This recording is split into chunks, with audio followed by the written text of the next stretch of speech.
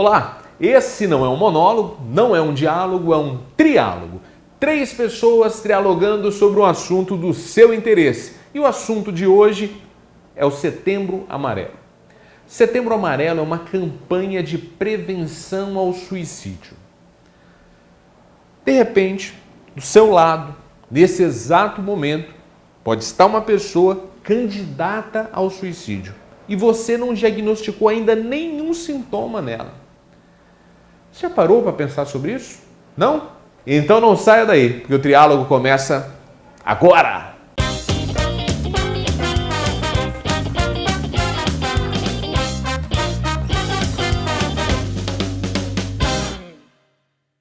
Atualmente no Brasil, 32 pessoas cometem o suicídio por dia. Esse é um número maior do que as vítimas de HIV, isso é um número maior do que as vítimas da maior parte dos tipos de câncer, mas é um assunto silenciado, é um tabu, as pessoas não conversam sobre esse tema. O Setembro Amarelo traz essa importância, a importância de conversar sobre o assunto. E por isso eu trago para vocês a história de Vanessa. O irmão dela cometeu suicídio há cerca de um mês. Trago também a contribuição valiosa do psicólogo Felipe Gogi. Só que antes da gente começar essa edição do Triálogo, eu gostaria que você assistisse a esse vídeo. Olá, eu gostaria de te fazer uma pergunta. Quantas pessoas que você conhece ou já ouviu falar que morreram por suicídio ou tiveram tentativas de suicídio? Não se surpreenda se você lembrar até mais que uma. Isso demonstra que esse comportamento está muito mais próximo de nós do que pensamos e do que falamos. Com quantas pessoas você já pôde conversar abertamente sobre o suicídio? Provavelmente com muito poucas. E as coisas não mudam se nós não falarmos sobre elas. Se você estiver desconfiado de que alguém próximo a você está pensando em se matar, converse com essa pessoa, pergunte. É perguntando que você pode abrir a porta para que ela possa dizer o que está acontecendo. E se você está pensando em se matar, converse com alguém, peça ajuda, de amigos, de pessoas que você conhece, de um psicólogo, de um psiquiatra e do CVV. O CVV é uma organização sem fins lucrativos que recebe ligações 24 horas por dia, todos os dias da semana. É só ligar no 141 ou pelo chat www.cvv.org.br. Pois bem, esse é o mês do Setembro Amarelo, mês da prevenção de suicídio, e eu convido a você a não só falar sobre o assunto, como no dia 10 de setembro vestir uma camisa amarela e apoiar essa causa. Muito obrigada. Vanessa, você acaba de viver a experiência dentro da sua família, não é? Sim. Há quanto tempo aconteceu? Fábio, aconteceu dia 3 de agosto agora, recente, né? Um mês e alguns dias. E tem pouco tempo que a gente está vivendo desse luto. Foi seu irmão? Foi, o meu irmão. Seu irmão, ao longo da vida, já tinha demonstrado em outros episódios a possibilidade de cometer o suicídio ou foi uma notícia que deixou todos vocês surpresos? Bom, Fábio, ele já tinha tentado, né, o suicídio há uns 5 anos atrás, tá? Depois disso, a gente fez um trabalho mais forte de família, de apoio, de conversar com ele, né, sobre o assunto. Naquele momento, a situação a gente entendeu que foi resolvida. Até aquele momento, vocês tinham a impressão de que ele poderia tomar esse ato? Ou naquele momento ele já surpreendeu vocês? Foi uma surpresa, tá? A gente nunca pensou nessa hipótese, né? Quando houve essa primeira tentativa, que a gente teve essa surpresa, o porquê, e começamos a nos questionar, né, sobre o porquê, o que levou ele a ter esse pensamento. Ele tinha que idade na época? Ele tinha 30 anos. 30 anos. Aí agora, mais recentemente, pelo que você nos noticia, ele teve sucesso na tentativa. Sim, infelizmente, na segunda tentativa, ele veio, né, a cometer de fato o suicídio. Ocorreu no dia 3, como eu disse, por volta das 8 horas da manhã, onde ele se lançou da Terceira Ponte aqui em Vitória. Para quem não é do Espírito Santo, a Terceira Ponte ela é um dos grandes referenciais de suicídio dos capixabas.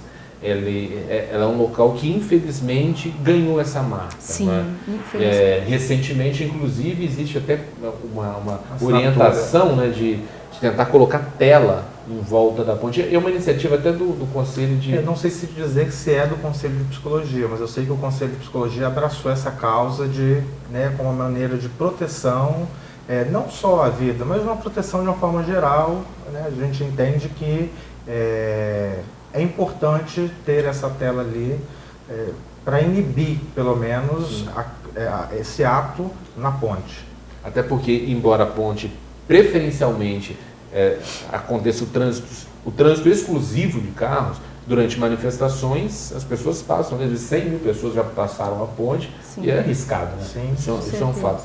Vanessa, quando você recebeu essa notícia no segundo momento e que de fato você tinha, o seu irmão havia cometido o suicídio, qual foi o sentimento que você teve?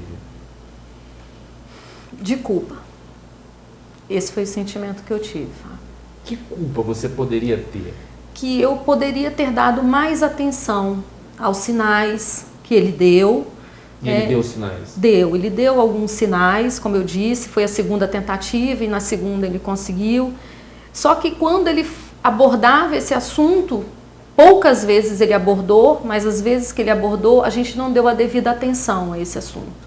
A gente achava que era um chilique, que era um momento relacionado ao emocional dele, voltado para o relacionamento que ele teve. Então, em nenhum momento a gente deu a devida importância. Você chegou a confidenciar que você teve a oportunidade de conversar com ele no dia anterior? Sim, eu conversei com ele num dia anterior. A minha percepção foi que, através do telefone, da nossa conversa, né, que a gente sempre tinha o hábito de se falar no mínimo 3 vezes por semana, nessa última conversa eu percebi que ele estava muito alterado, que ele estava muito agitado, nervoso, a fala era muito rápida e, no momento, eu achei que fosse o estresse do dia a dia, porque as coisas que acontecem às vezes acabam, né, nos motivando a alterar o nosso humor. Então eu achei que fosse alguma coisa relacionada a isso. Em nenhum momento eu pensei que pudesse ser um último sinal para ele cometer o suicídio. O Felipe, a Vanessa traz para a gente um dado muito importante, que é o sentimento de culpa.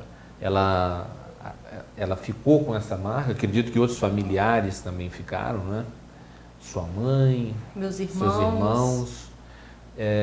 Quando a decisão de cometer o suicídio é um ato completamente individual. Sim. E eu quero que você desenvolva essa questão com a gente sobre essa culpa, se existe culpa para a família, se eles poderiam ter feito diferente em algum momento, mas você vai responder isso para a gente no próximo bloco. A gente vai para um rápido intervalo e a gente volta com mais Triálogo.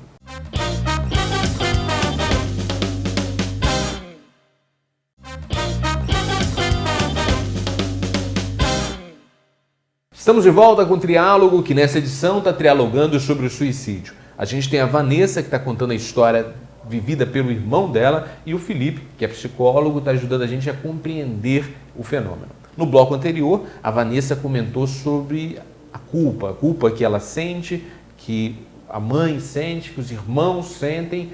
E eu te pergunto, existe culpa para a família? A questão da culpa, ela é bem ampla. O que eu acredito é que existe a questão do sofrimento, a perda, o luto, a tristeza, o que fica. A culpa, propriamente dito, eu acredito que não, né? Não existe uma culpa da pessoa porque a outra resolveu tirar a vida dela. A gente entende que é um fato triste, a gente entende a situação, mas a culpa, eu acredito que se dilui na questão aí mesmo da tristeza. Tem uma questão que eu acho interessante destacar, é que muitas vezes as pessoas criam um estereótipo. Quem é o suicida? Quem é a pessoa que pode vir a cometer o suicídio? É uma pessoa triste, uma pessoa que está acima do peso, ou uma pessoa que está abaixo do peso, uma pessoa que está de mal com a vida, e que você olha para a pessoa e bate um rótulo, ele vai cometer. Não era o caso do teu irmão. Não era, Fábio. Porque quem conheceu meu irmão, conviveu com ele, ele era uma pessoa extremamente extrovertida, amigo, parceiro, ele abraçava muitas causas dos amigos, né? As pessoas que conviveram com ele podem afirmar isso tudo que eu estou falando. E o Rony não se encaixa nesse tipo de estereótipo, não é? Existe, foi um equívoco da minha parte generalizar que não existe um rótulo, um estereótipo do suicídio?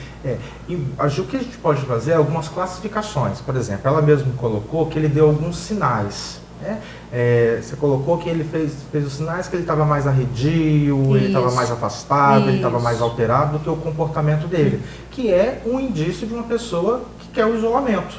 Ou seja, ele deu um sinal, falando assim, família, amigos, eu não estou acessível para vocês. Por quê? Porque talvez já estivesse ali num processo psíquico. Né? O que inclusive a Organização Mundial da Saúde coloca como um problema de saúde coletiva. Isso, infelizmente, não é um caso tão particular. É um caso que envolve nosso dia a dia, pessoas na família, pessoas próximas, e a gente precisa entender.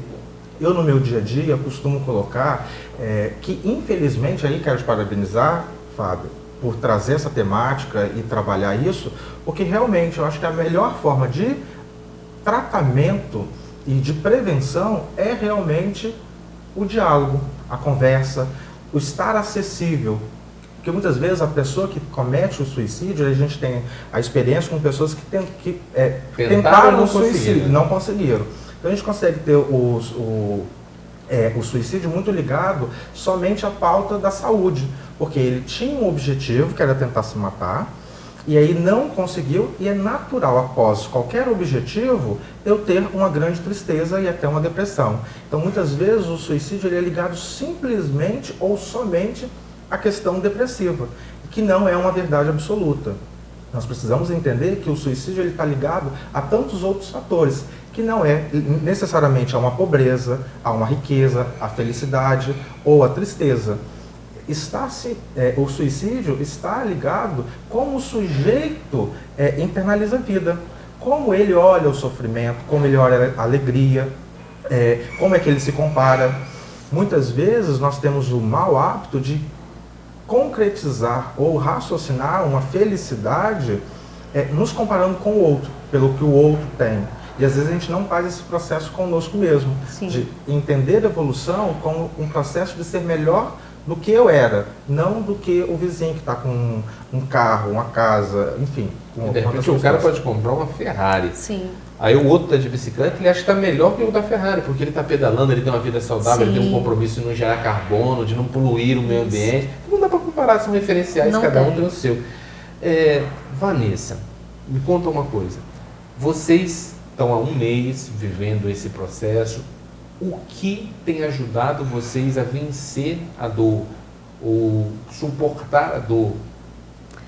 Bom, Fábio, o que tem me ajudado muito é a questão espiritual. Eu sou uma pessoa muito espiritualizada e isso, para mim, tem me dado uma força muito grande. E conversar sobre o assunto.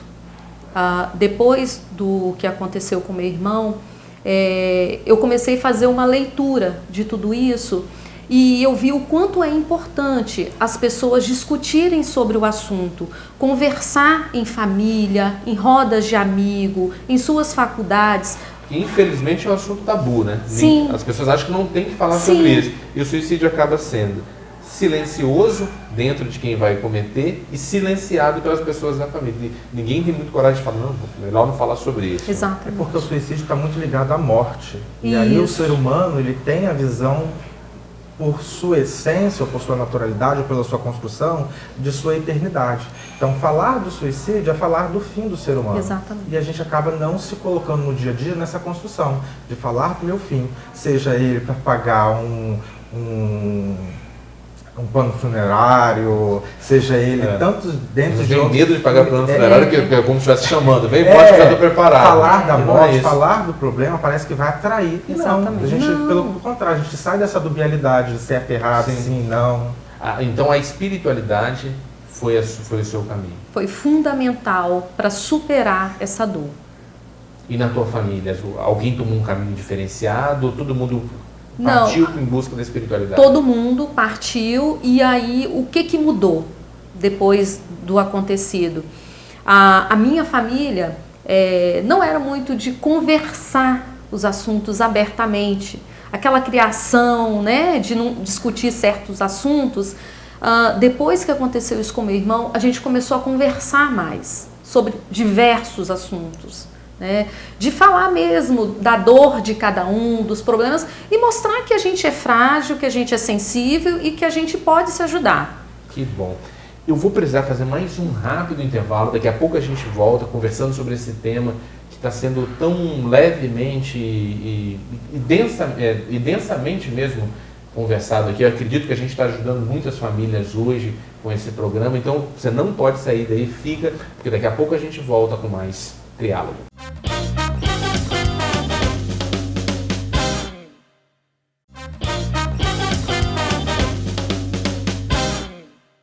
Estamos de volta com o Triálogo, que nessa edição está trialogando sobre o suicídio. A gente tem a Vanessa, que está falando uma experiência particular, e o Felipe, que está trazendo a visão da psicologia sobre esse fenômeno. Você falou no intervalo que a experiência da família dela te chamou a atenção, né? Bastante, inclusive, é interessante porque não é um processo muito comum. Às vezes até precisa de uma intervenção terapêutica para que isso aconteça. Porque a família dela resolveu se unir. Se unir. E quando há morte, geralmente a família costuma se distanciar, porque estar junto é estar com essa lembrança e até com a culpa que ela coloca no começo. Porque as pessoas costumam buscar o culpado.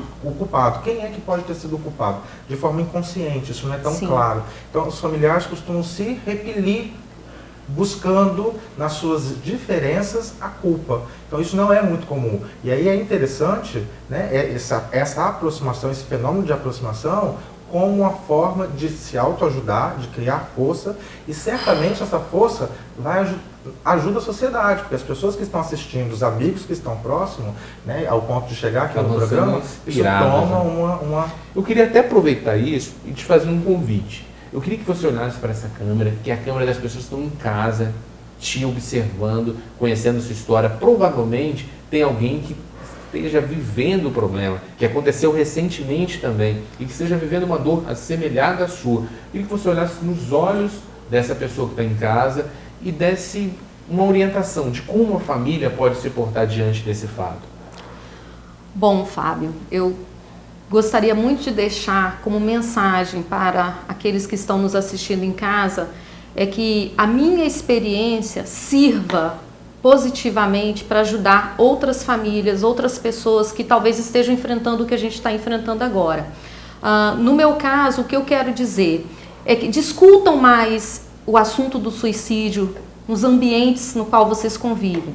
É importante falar do assunto porque você conversando, às vezes você vai ver que alguém vai dar um sinal que tem alguém muito próximo que está enfrentando esse processo e que precisa de ajuda. Então, o recado que eu quero deixar para você neste momento é: discuta o assunto, ofereça ajuda, esteja mais junto dessas pessoas, porque é uma forma de você identificar e ajudar. Muito obrigado. Eu tenho uma gratidão enorme pelo gesto que você teve com o nosso programa. Obrigada. De poder vir num momento tão recente e poder conversar, inspirar as pessoas. Eu compreendo a sua dor, da sua família, mas foi muito generosa. Então, muito obrigado mesmo. Obrigada pela oportunidade. Felipe, olha para lá aquela câmera e diz pra gente o seguinte: queria que você olhasse lá, que pode ter alguém que está assistindo a gente e que esteja com esse desejo de dar fim à própria vida. Eu queria que você desse um recado para essa pessoa. Pois é, Fábio. O sofrimento, a pessoa, ela está sentindo. O que a gente precisa entender é que existem outras possibilidades que não necessariamente é o suicídio. Eu queria falar não só para essa pessoa, porque às vezes é difícil identificar, é difícil até a pessoa se identificar, porque primeiro ela sente o sofrimento e aí a alternativa do suicídio é uma consequência desse sofrimento. Eu queria falar para todo mundo, vamos nos escutar mais. Vamos ouvir o que o outro está dizendo, né? O respeito à dor do outro. Algumas pessoas costumam dizer assim, um chilique, quer chamar a atenção. Não importa que seja ou não essa situação, mas vamos escutar. E a partir dessa escuta, vamos sinalizar. Existe aí a terapia, que é um processo de construção de identidade, onde o sujeito, o equilíbrio espiritual, que nós falamos aqui no programa, que é importante, a pessoa precisa buscar um ponto de equilíbrio. Ela tem que buscar nela, existe sim essa possibilidade. A mente suicida, ou o sofrimento excessivo, ele está na maximização do sofrimento. Então a gente tem que aprender a relativizar. O sofrimento ele não acontece só com você, ele acontece comigo e acontece com qualquer um de nós. Então a gente precisa realmente desfocar no sentido de fazer de uma barata um grande gigante. Felipe, eu quero te agradecer bastante por essa visita aqui, pelas palavras inspiradoras que você está trazendo para as pessoas que estão nos assistindo. E eu quero deixar um recado para você, você que de repente está com esse pensamento. Tenta mais uma vez.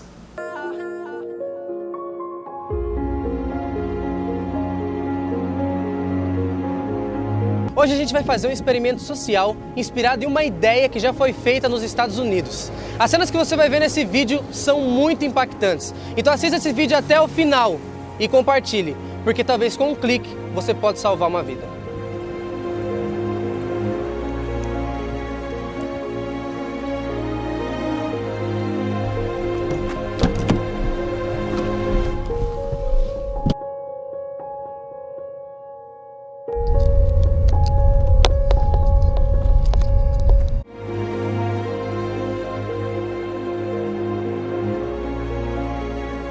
Falar pra você, tá complicado, hein, meu?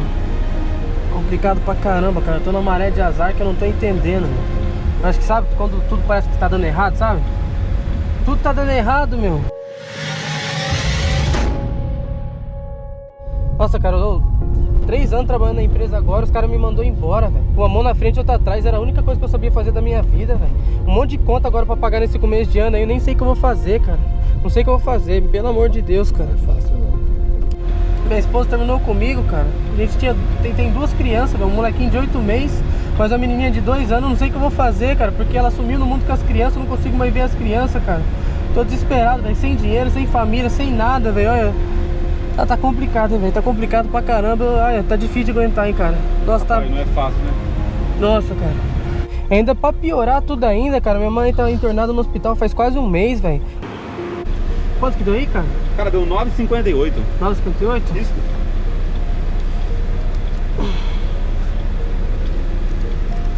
Aí, cara, ó, 150 reais pra você aí, velho. Cara, aqui tem 150 reais. É, 150 reais pra você aí, pra você ter me trazido aqui, cara, uma cortesia pra você aí, beleza? Ô, louco.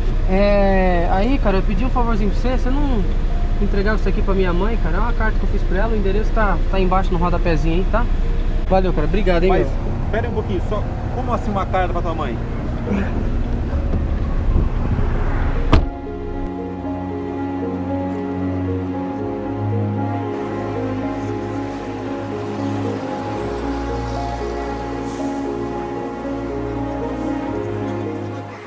Vou pular, velho. Não, vou pular sim, cara. Eu falei pra você, não, cara, vou resolver esse bagulho, cara. Vou resolver esse bagulho, velho. Não. O negócio tá ruim pra mim, cara. Vou pular sim, cara. Cara, você não tem nada a ver com a minha vida, mano. Mas o que vai adiantar você pular? Você não tem nada a ver com a minha vida, cara. O que vai adiantar você pular? Para, não, vai resolver, cara. Vai resolver sim, cara. Para, mano, cara. Véi, eu tô com a minha mãe morrendo no hospital, cara. Perdi meu emprego, cara. Você não tá passando por isso, você não sabe o que eu tô passando, velho, pra você tá falando isso aí. Mas não vai adiantar Você nada, não sabe, cara. você não sabe o que eu tô passando, meu. Se você estivesse no meu lugar, você ia fazer a mesma coisa que eu tô fazendo, velho.